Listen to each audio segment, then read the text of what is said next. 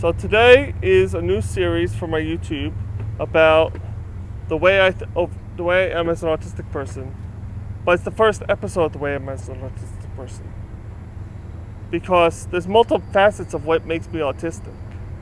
But there's one facet that makes me autistic that a lot of people can relate to, but not everyone, because this is my experience, but may not be your experience. And one of those experiences is that as an autistic person, I'm very vulnerable to past violences, past verbal disputes, past arguments, and not knowing how to handle them properly because I never read situations properly. And due to all those past traumas that I've been through, past arguments, disputes, frustrations, angers with people with me and stuff like that, and people being angry at me, it causes frustration and overthinking in myself with my new relationships and even my family relationships. In the sense that, for example, I tend to want to, it doesn't matter who the person is, if someone says to me, Jason, or Jay, because my name's Jay,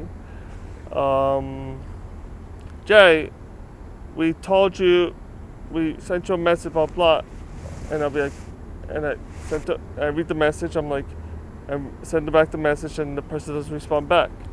And I said to say to myself, oh, the person must be mad at me because what I said, or the person must be mad at me the way they wrote to me and they want a response right away. But that's overthinking. Even impulsive thinking like that is overthinking. Even this is overthinking. This part right here. And it's not that autistic people overthink, because that's not part of autism.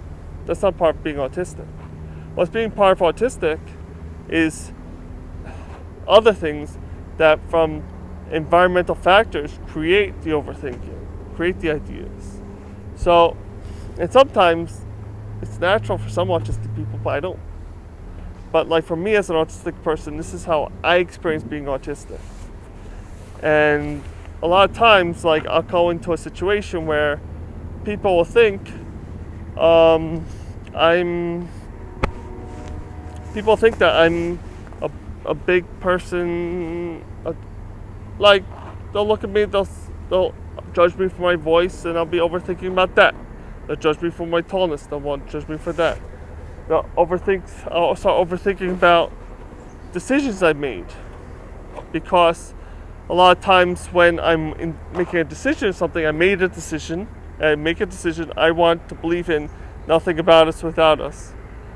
Someone on the other side will say, oh, it's not about nothing about us without us. It's about segregation, separation, and getting people the right stuff. Well, is that nothing about us without us what I believe? No.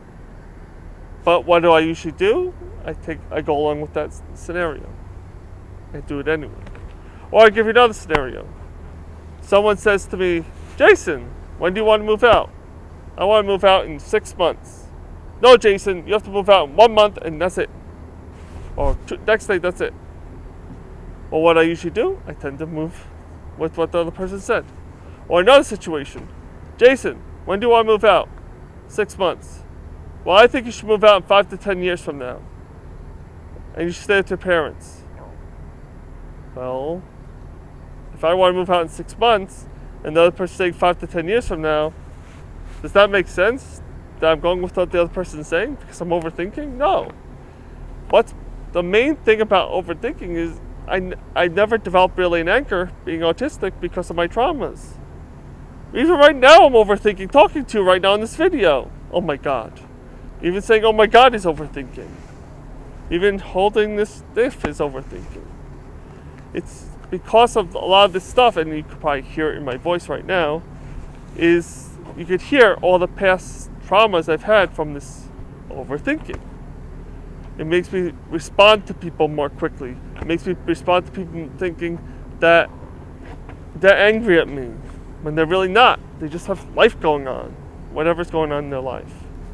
People always tell me, Jason, you don't always have to respond. Well, I know I don't have to respond, but I always think people are going to be angry at me. But that's the past traumas of from what people didn't understand about me being autistic back then in the 80s, because I was born in 1979, so I'm 41. But being autistic is a really, really big challenge my whole life, because I've had the vulnerability of being traumatized in my childhood from friends and stuff like that. But and adults, and it frustrated my family a lot. And to this day, it frustrates my family even more, because now I'm overthinking a lot more in my adulthood since 21 years old. Overthinking. And it drives them crazy. That's drivemomcrazy.com. But overthinking is something that is a challenge for me to overcome. It's not overcoming me as an autistic person, it's a challenging the traumas to make me overthink as an autistic person on top of it. Because autistic people, it's hard to flip the script.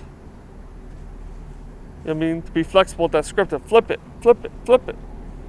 So flipping it from overthinking to thinking. Overthinking to thinking. Or overthinking to calmness. Overthinking to quiet the mind. But I've been working really hard at it anyway, not overthinking. But there are times I'm still overthinking. Like, for example, I did a video, a recording of my youth group yesterday for my first youth group at Bridges. I work at Bridges, but this is unaffiliated with Bridges, so this is a personal video, but that's my job, part-time.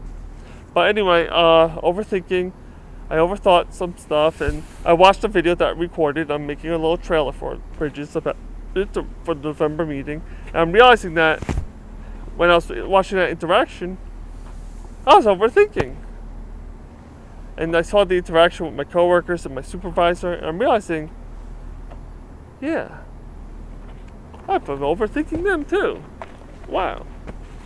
So it's like, it makes me think even just too, like, I allow people, it doesn't matter if it's a family member, a friend, a colleague, professional, or anyone.